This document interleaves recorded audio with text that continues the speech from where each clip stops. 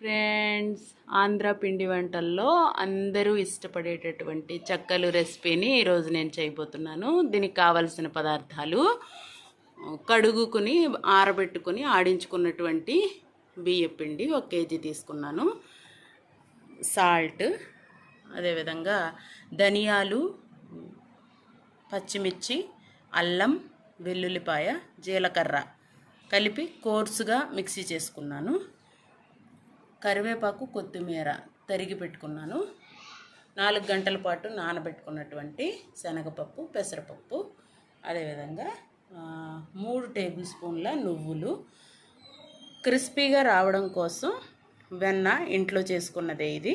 అలాగే వేడి నీళ్ళతో కలపాలి కాబట్టి వేడి నీళ్ళు కూడా నేను మరిగించి పెట్టుకున్నాను.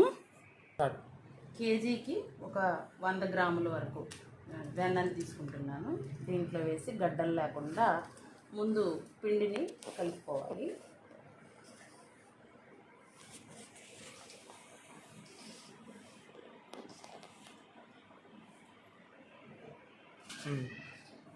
నువ్వులు,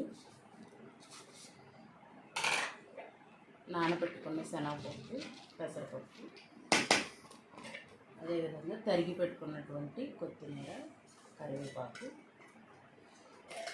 కోర్స్గా గ్రైండ్ చేసుకున్నటువంటి అల్లం, ధనియాలు, జీలకర్ర, వెల్లుల్లిపాయ, పచ్చిమిరపకాయల పేస్ట్ కొంచెం ఎక్కువ అవుతుందని పక్కకు పెడుతున్నాను.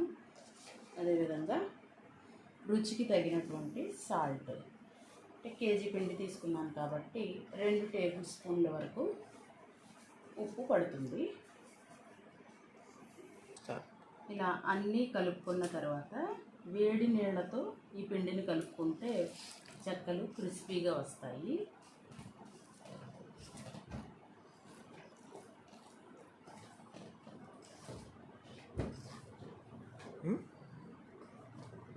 ఈ విధంగా ఉండ అయ్యే కన్సిస్టెన్సీలో కలుపుకుంటే సరిపోతుంది.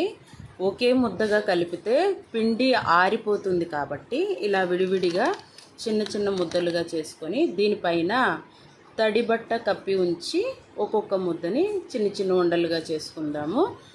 చెక్కలు ఎలా ప్రెస్ చేయాలో కూడా ఈజీ వే చెప్తాను.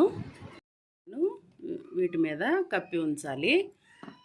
తర్వాత ఇది శారీ కవరు, దీన్ని కట్ చేసుకొని ఇలా చతురస్రాకారం వచ్చేలాగా చూసుకోవాలి. ఇలాంటి ఫ్లాట్ సర్ఫేస్ ఉన్నటువంటి ఇటువంటి డబ్బా తీసుకొని దీనికి కూడా ఒక కవర్ కట్టేయాలి. అంటుకోకుండా ఉండడం కోసం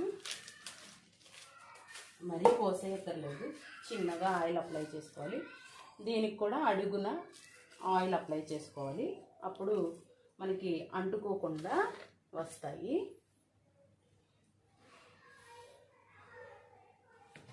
ఇప్పుడు ఒక పిండి ముద్దను తీసుకొని చిన్నగా కావాలంటే ఉండ చిన్నగా చేసుకోవాలి.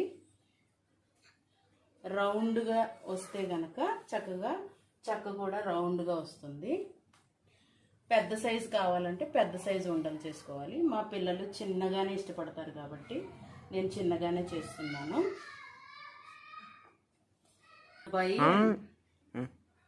మా చిన్నబ్బాయి ఎనోష్ జీవన్ ఈ విధంగా ఒక ముద్దని ఉండలు చేసిన తర్వాత ఆరిపోకుండా ఉండడం కోసం ఆ క్లాత్ అలాగే మెయింటైన్ చేస్తూ వీటిని ప్రెస్ చేసి చూపిస్తాను చెక్కలుగా ఎలా వస్తాయో. చూసారా, ఎంత సర్కిల్గా మనం ఉండ చేసుకుంటే అంత సర్కిల్గా చెక్క అనేది వస్తుంది. కొంచెం ఉండలు గ్యాప్గా పెట్టుకుంటే కనుక చక్కగా ఇవి మనం ఒక్కొక్కటిగా ప్రెస్ చేసేసుకోవచ్చు.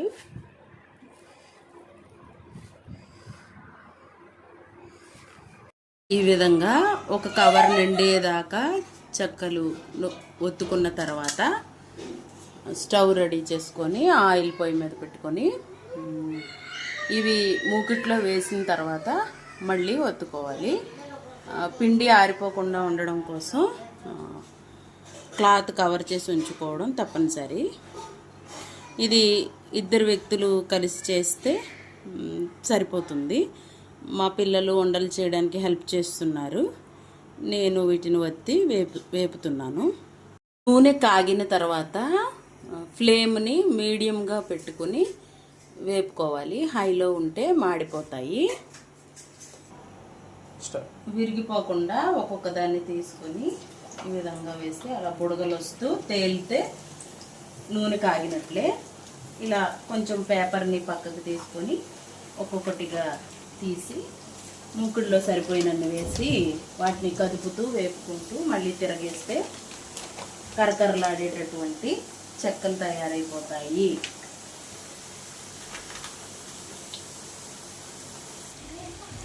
ఇలా ఒకవైపు గోల్డెన్ బ్రౌన్ కలర్ వచ్చిన తర్వాత వీటిని మరొక వైపు త్రిప్పుకోవాలి. చక్కగా ఈవెన్గా అన్ని గోల్డెన్ బ్రౌన్ కలర్లో వస్తే కరకరలాడుతూ ఉంటాయి, లేకపోతే మెత్తగా సాగుతూ ఉంటాయి. వేగడం కూడా సరైనటువంటిగా ఉండే విధంగా చూసుకోవాలి. ఇవి చాలా త్వరగా వేగిపోతాయి, అలాగే ఎక్కువ నూనె కూడా పీల్చుకోవు. ఒక 15-20 రోజుల వరకు స్టోర్ చేసుకుని మనం తినచ్చు. ఈ విధంగా రెండు వైపులా తెలుపు కనబడకుండా గోల్డెన్ బ్రౌన్ కలర్ వచ్చిన తర్వాత మనం వీటిని చిల్లుల గిన్నెలోనికి తీసుకుంటే కనుక ఏమైనా ఆయిల్ వస్తే వాడిపోతుంది.